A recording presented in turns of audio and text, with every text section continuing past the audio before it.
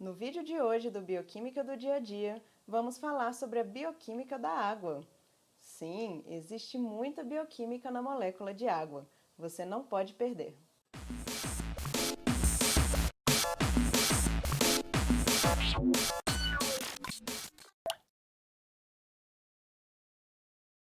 Antes de falarmos sobre a bioquímica da água, precisamos compreender a importância dessa molécula em nossas vidas. Primeiramente, a superfície do nosso planeta é composta por cerca de 70% de água, e é justamente essa água da superfície e da atmosfera que confere a cor azul para a Terra quando ela é vista do espaço. Além disso, acredita-se que há milhares de anos a vida teve início na água, e cerca de 70% da massa corporal dos seres vivos é também composta por água.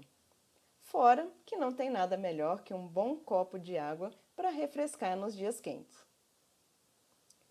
Dito isso, os objetivos da nossa aula serão analisar a estrutura da molécula de água, estudar como as moléculas de água interagem entre si e também compreender como que as moléculas de água interagem com outros íons e moléculas. Primeiramente, a fórmula química da água, todo mundo já conhece, é H2O. Isso significa que ela é formada por 2 átomos de hidrogênio e 1 átomo de oxigênio. Esses átomos compartilham um elétron para que a gente consiga completar a camada de valência do hidrogênio, que tem apenas 2 elétrons, e a camada de valência do oxigênio, que tem 8 elétrons. E com isso forma-se a molécula de água. A geometria dessa molécula é bastante similar ao tetraedro, porque ela é determinada pelos orbitais mais externos do átomo de oxigênio, que são similares aos orbitais sp3 encontrados no carbono saturado. Aqui no caso nós temos o metano interagindo covalentemente com 4 hidrogênios e cada um deles fica em um vértice do tetraedro. No caso da água, a gente tem 2 vértices ocupados pelos átomos de hidrogênio e 2 vértices ocupados pelos pares de elétrons não ligantes. Isso faz com que a gente não tenha um tetraedro perfeito e que o ângulo de ligação entre esses 2 hidrogênios seja de 104,5 graus. Agora que a gente já viu a estrutura da molécula de água, nós vamos entender como que essas moléculas interagem entre si. Bom, primeiramente, a gente sabe que o oxigênio e o hidrogênio, eles têm eletronegatividade bem diferentes. Isso faz com que os elétrons fiquem mais próximos do oxigênio, e com isso a gente tem uma distribuição desigual ao longo da molécula.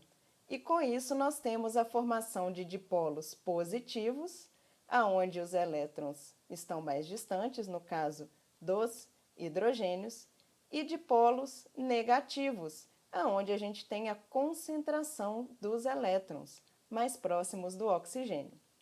E com isso, na molécula de água, nós teremos a formação de 2 dipolos positivos e 2 dipolos negativos. E quais são as consequências de nós termos uma molécula que tem ao mesmo tempo um dipolo positivo e um dipolo negativo? Essas moléculas vão conseguir interagir entre si, porque aonde nós temos o dipolo negativo de uma molécula, vai poder interagir com o dipolo positivo de outra molécula. E isso vai conferir uma coesão muito grande para a água.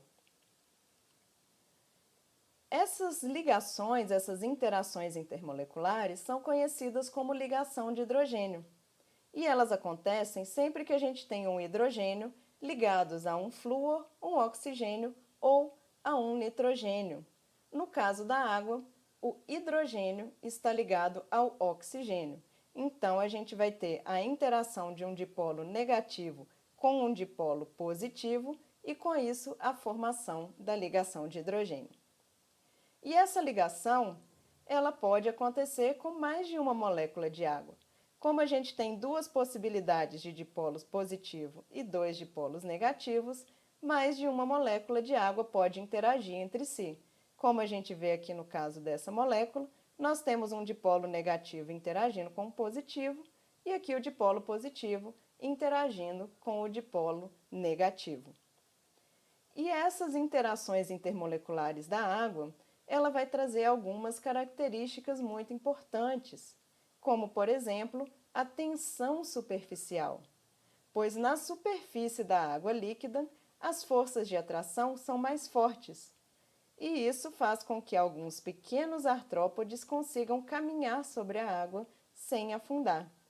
Fora isso, nós temos também folhas, pólens, no caso o orégano, que vocês já viram em alguns vídeos que estão circulando pela internet, e também pequenos objetos, como uma agulha, também pode flutuar sobre a água sem romper essa tensão superficial.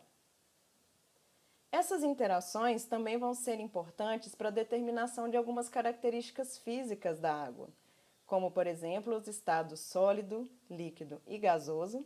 Nós já vamos ver como que ficam essas interações em cada uma dessas situações. E também a densidade da água, que vai variar um pouquinho da água líquida, que tem a densidade de 1 grama por ml, e da água sólida, que é o gelo, que é um pouco menos denso. Ele tem 0,91 grama por ml. E isso é importante porque faz com que o gelo boie na água. E isso possibilita a vida em locais muito frios, onde a gente tem o congelamento das massas de água, como por exemplo os lagos, e a gente vai ter o congelamento apenas da superfície. Na parte inferior, a gente continua tendo água líquida e com isso a vida que existe nesse lago, ela continua sendo viável. Então, quando nós temos a água no estado sólido, cada molécula vai formar 4 ligações de hidrogênio, que são todas as possibilidades que aquela molécula tem para formar ligação de hidrogênio. Então, aqui a gente tem o exemplo dessa moléculazinha, aonde nós temos ela interagindo com duas outras moléculas a partir dos seus dipolos negativos e aqui mais duas moléculas a partir dos seus dipolos positivos. Quando a gente tem a água no estado líquido, a gente tem um pouco mais de energia, então algumas dessas ligações vão ser rompidas e cada molécula vai ter de 3 a 4 ligações de hidrogênio. No estado gasoso, quando nós temos mais energia ainda, cada molécula vai formar apenas 2 ou 3 ligações de hidrogênio com as suas vizinhas. Então, para a gente entender um pouco melhor, a gente tem aqui a representação das interações da água sólida. Então, a gente vê que as moléculas de água, elas estão um pouco afastadas umas das outras, porque elas estão fazendo o máximo de ligação possível. A gente tem uma baixa energia, elas estão bem estáveis e, com isso, a gente tem um aumento do volume. Por isso que a gente tem a diminuição da densidade.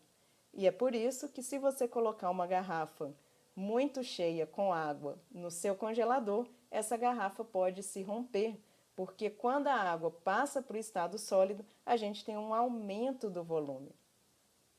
Já na água líquida, a gente vê que a água não está tão estável, a gente tem a movimentação dessas moléculas, então as ligações de hidrogênio, elas podem ser rompidas e formadas novamente.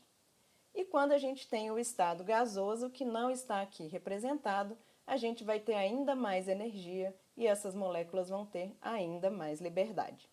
As ligações de hidrogênio também conferem para a água outras características que são essenciais para a vida, como, por exemplo, um elevado ponto de fusão, ponto de ebulição e calor de vaporização. O calor de vaporização é a quantidade de calor que a gente precisa fornecer para que 1 grama dessa substância eleve em 1 grau a sua temperatura.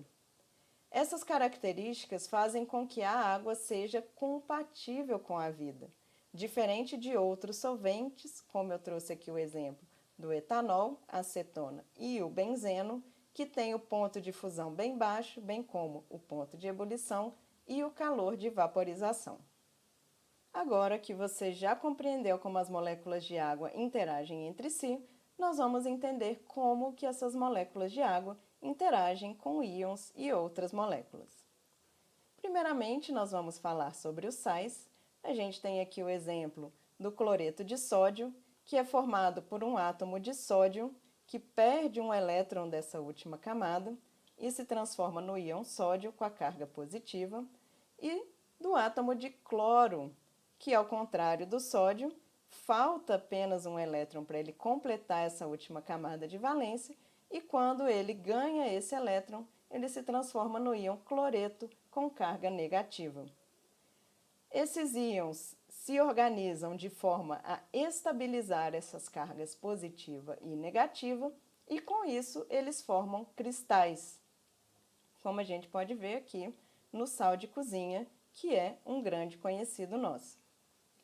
E o que acontece quando esse sal de cozinha interage com a água? É o que a gente vai ver aqui agora. Eu tenho um copo de água. Nesse copo de água, eu vou colocar uma colher de sal e quando a gente mistura a água com o sal, a gente vê que água e sal interagem e a gente tem a formação de uma solução. E como isso acontece? A gente viu que na água nós temos os dipolos positivos e os dipolos negativos, e no cloreto de sódio a gente tem os íons positivos e os íons negativos. Então, o que vai acontecer é que nós vamos ter uma dissociação desses íons e a associação da água com os íons. Então, a gente tem aqui um íon positivo, que vai interagir com os dipolos negativos da água, e um íon negativo, que vai interagir com os dipolos positivos da água. Então, a gente tem uma interação íon-dipolo. Além dos sais, a gente tem outras moléculas que são classificadas de acordo com a sua interação com a água. A gente tem as moléculas que são chamadas de hidrofílicas, lembrando que esse radical fila, fílico, significa amigo. Então, são substâncias que são polares como a água. Elas são iguais, elas têm a mesma característica da água e, por isso, elas se dissolvem facilmente. E nós temos as substâncias hidrofóbicas, lembrando que esse radical vem de fobia, que é medo, e são substâncias apolares, são substâncias diferentes da água que não vão se dissolver nela. Então, aqui nós temos hidrofílicas, geralmente são polares e conseguem se dissolver na água, como, por exemplo, quando a gente mistura água com açúcar. E nós temos moléculas hidrofóbicas, que são apolares e não se dissolvem, como, por exemplo, a água e o óleo. Então, vamos entender o que acontece quando nós temos uma molécula polar, como, por exemplo, a glicose. Essa glicose, quando ela chega lá junto com as moléculas de água, ela vai romper as ligações de hidrogênio que estavam sendo formadas entre as moléculas de água. Mas, em contrapartida, ela consegue oferecer outros pontos para poder realizar essas interações, essas ligações de hidrogênio. Então, a gente vê que a molécula de glicose ela vai se dissolver rapidamente na água, porque ela consegue interagir com a água. Ok? Então, para provar para vocês, eu tenho aqui um outro copinho com água e nós vamos adicionar uma colher de açúcar. O açúcar, ele não é a glicose, ele é a sacarose, que é formada por glicose e frutose. E quando a gente coloca o açúcar na água e a gente agita, a gente também tem a formação de uma solução.